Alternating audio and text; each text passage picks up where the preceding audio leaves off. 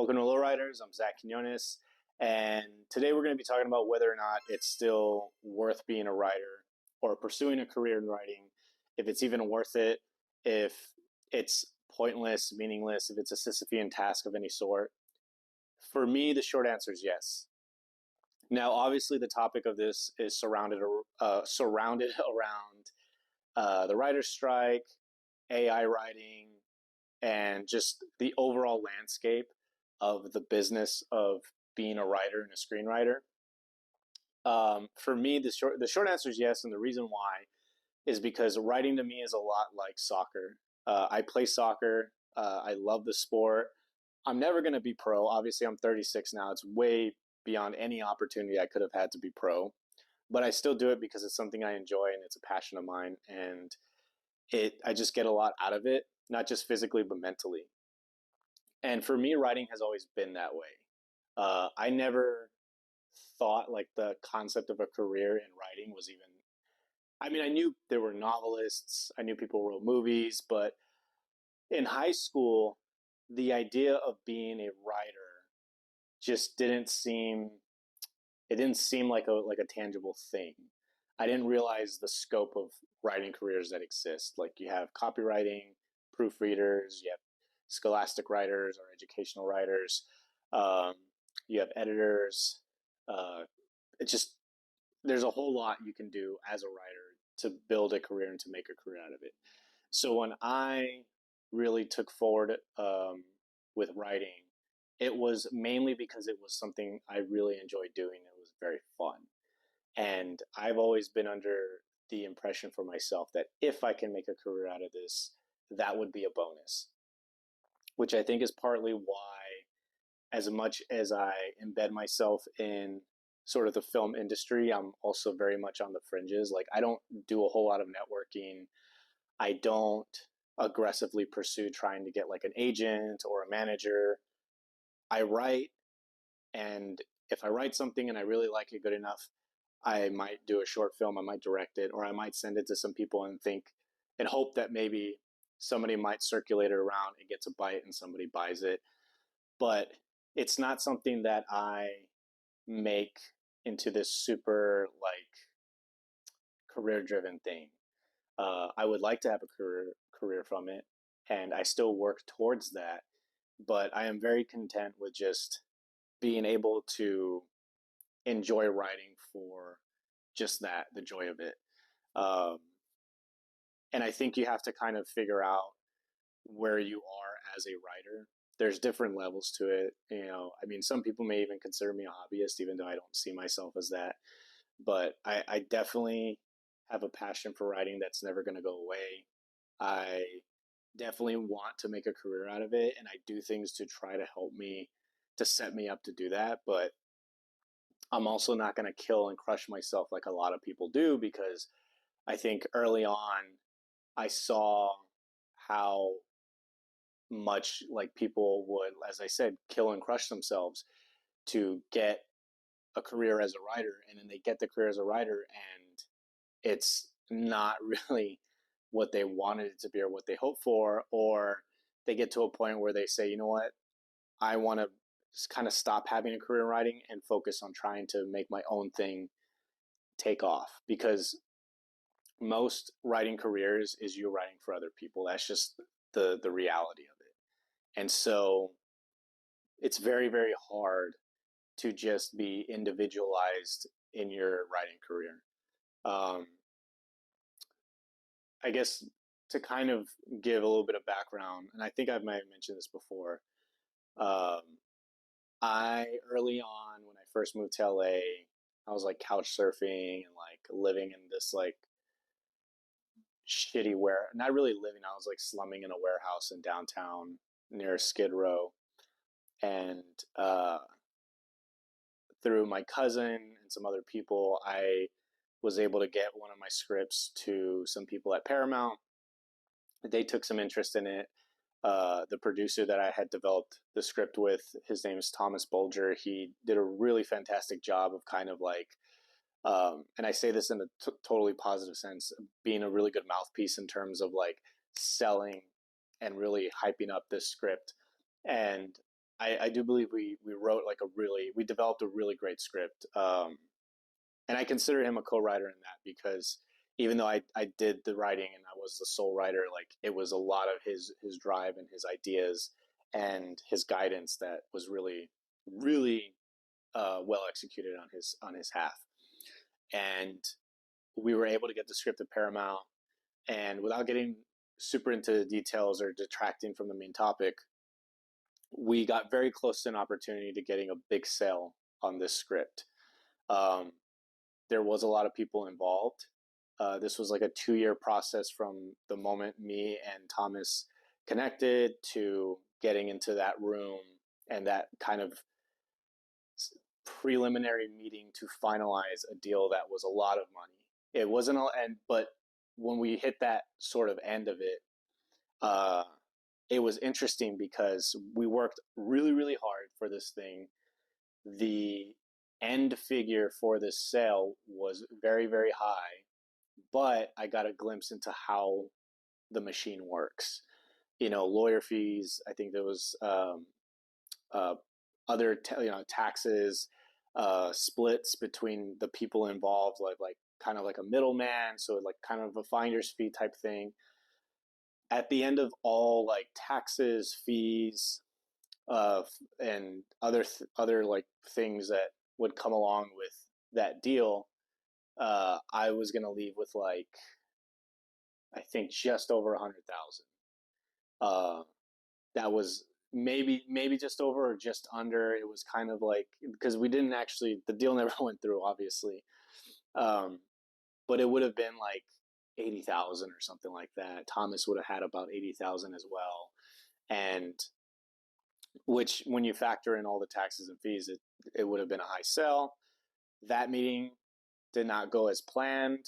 They tried to do something else, and then everything just kind of fell apart, and we had to just kind of go on and move on from that.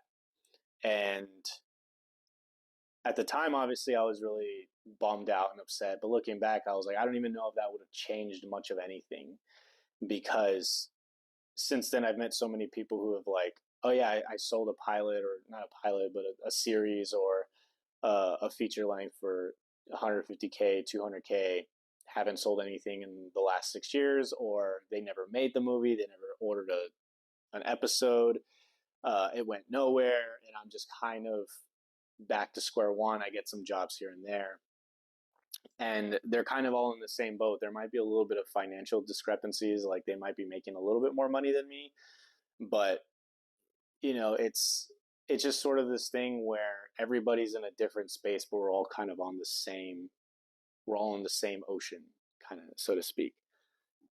And so, for me, I told myself the main thing is that I need to enjoy it and not be so hung up on trying to get a sale, um, trying to make a career, whatever that looks like. Because I think oftentimes a writer doesn't really decide their career. It kind of happens, and then whatever career you're given, you have to accept or reject. And some people get lucky and get a kind of career close to what they want or exactly what they want, but it kind of doesn't work that way. And so I choose to control what I can control, which is the enjoyment and the passion that I have for writing. Um, and like I said, it goes back to the soccer thing. Like I play soccer with my friend Manish on the weekends, and sometimes I haven't played in a while, but like with a local league as well. And obviously, I mean, we're not pro. I'm in my 30s. It's like, but so it's like, why do you play soccer? Because it's fun. I enjoy it. I get to meet people. I get to spend time with my friend, and that's just important to me. And the same thing goes for writing. It's like I get to uh, figure out my thoughts, my hopes, my fears, my confusions, and I get to put them on a page, and I get to express myself in that way. And on top of that, it's also, my friend Armando, he's a writer as well. Like we share a lot of the stuff that we write, and on stuff that he writes is like very entertaining to me, and stuff that I write and send him, like he enjoys it a lot. He likes the way I write, and vice versa. And so I know that there's a sort of like collateral enjoyment out of what I do. And plus, also, I've written short films that have been directed by other people that have won awards and gone to a lot of film festivals across the country. And I hear from people, like the director or the actors, tell me like what people say about the writing of those short films and how much they loved it and all these things. So that to me is also that's a currency that doesn't get depleted ever. And um, I've done short films for myself when I want to do something very experimental and weird and pretentious. I do that for myself, and I get a lot of enjoyment out of that. And so, one thing that I think in terms of like going back to like my short answer being yes and now being a long one is that if I still think even if you're really adamant to be like, no, I want like a career that I do want to do the passion and the joy thing, but it's just like this is all I can do is have a career as a writer. Despite the AI thing, despite the strike, and despite the way that writers are treated financially, uh, focusing mainly on the AI thing. For starters, AI is just another writer that's put into competition. I understand, like, we'll get into the financial implications of that, but you're still just competing against another thing, and it's not a person, but just another thing that's writing stuff. And so that shouldn't change for you ever. And there's a lot of human writers that write garbage shit that AI may write, or AI might write some incredible things. Who knows? But that's no different than just a human being writing an incredible script or an incredible novel. It's just another layer of competition, really. The other thing is in terms of how writers are treated. I don't really, we don't know how that's going to change or not change in the future, but um, I think ultimately uh, people always find a way, and at the end of the day, it's just a matter of writers becoming a little bit more business savvy, smarter, and learning how to walk away from deals that don't serve them. Uh, you know, I remember I had a contract with a producer that I dedicated a lot of time and effort and energy in helping develop this script.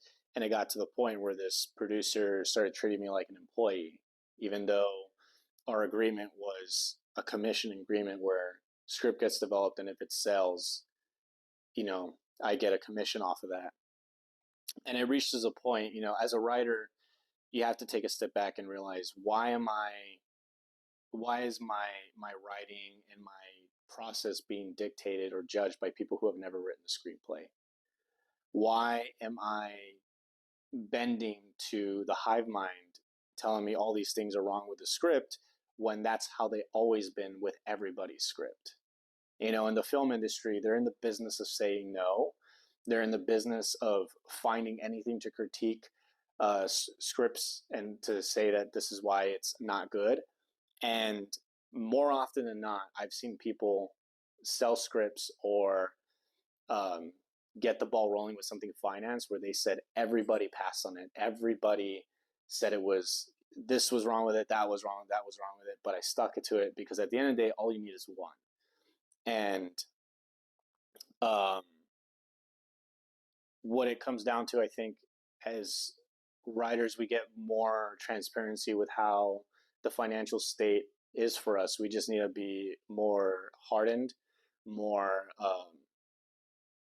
we need to have like thicker and longer spines.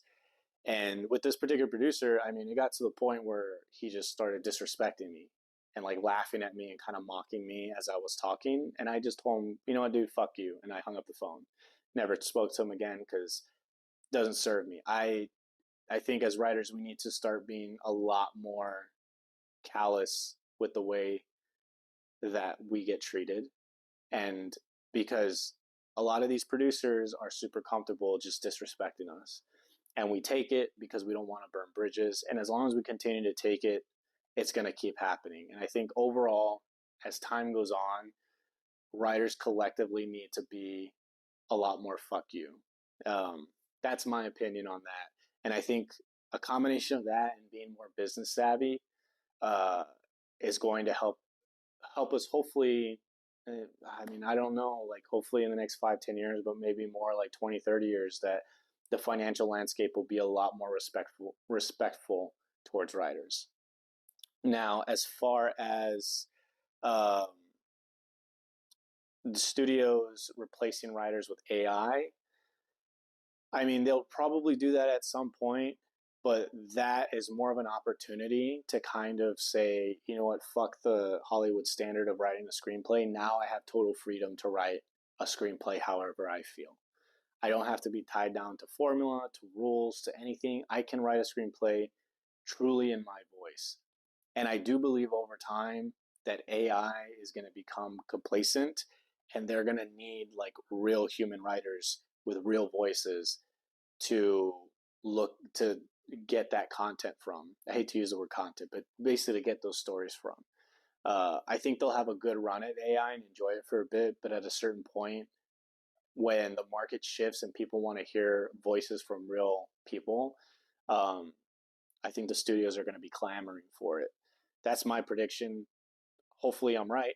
Because if I'm wrong, I feel like we can go into like the doomsday scenario. But at the end of the day, even if it is the doomsday scenario, like as long as I can write, that's I get a lot of joy out of that. I get a lot of tranquility out of that. And this is like I have stuff that all these notebooks that I write in because I actually do write. When I tell people, "Oh yeah, I'm a writer," it's like they don't really think, but it's just sort of like I don't. Hopefully, it's just like this is one of the notebooks, more newer notebooks that I have.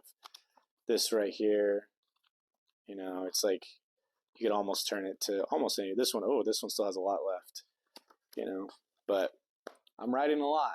I also have like little composition ones, but so this one again, it's like so it's like halfway there. I think this one might be filled up all the way. Let me see. No, this one still has this one has like a few chunks of pages left. Hopefully I'm not boring you all, but oh, this is like a newer one actually. I started like one of my novels that I never, but it's called Life's a Bitch. That's just like a working title, but and then this one, oh wait, this one is the one. Yeah, but I think that one's all filled up. But I used to have like I don't know 10 to 15 of those composition books, and then obviously scripts. This is 2 scripts that I have written. I have on my hard drive. I have like just to a Space Detective, kind of a corny name, but that was for a production company that was just doing like a hey, let's just write a script and see what happens kind of thing. Um, but scripts on my hard drive, I have about like 30 to 40. But yeah, I mean, I don't regret writing any of these things because there were stories that, whether they were like turned out to be good stories or really good stories or meh, just the process of being able to get like my thoughts and my ideas and my emotions, good emotions, bad emotions onto a page and have that expression was um, like for me personally, you can't put a price on that. Um, because at the end of the day, when it comes to writing and storytelling, like the origins of writing and storytelling was literally drawings on a cave wall and, um, ancient humans sitting around a campfire or sitting around anything, just telling stories, um, for moral reasons, for entertainment, uh, for philosophical reasons. And that alone um, is why for me, like I always kind of go back and I'm like, I can't live a life without having that that ability to tell stories or write stories. Um, if I had to choose, oh, you can never have to write again, but be a multi millionaire, but you'll never be able to write a story, write a script again, or you can just live as you're living now, making the money you make now, which will always be enough, but you know, you can never really take a break from working, but you'll be able to write whenever you want, every day if you want, every other week, but you'll be able to write whenever you want. I would choose that one, like in a heartbeat. It wouldn't even be, you know, a career or not. So I think the main thing is to really ask yourself, like, what is the core reason in which you write? If it is to write for a career, I do think currently you should take a step back and maybe reassess that. But if writing is truly, truly a passion of yours, definitely go for the career if you want that. But don't ever lose sight to where you end up becoming too career motivated, because at the end of the day, being a writer is sort of like, you can have a writing career and you can be a writer, but it's like it's really hard to have an equal amount of both. Like, and eventually the career takes over the writing and vice versa. There might be some exceptions in, our history, but very far and few in between. So, if it is a passion for you and you want to definitely pursue that career, go at it hard, but don't ever lose sight of the passion part of it. If you're strictly getting into writing because you think it's cool and you can make a career out of it, uh, take a step back, because it might not be the best time to pursue something right now. Because there are already people who are way ahead of you that are struggling, and so give it a second thought. But as for me, it's a definite yes.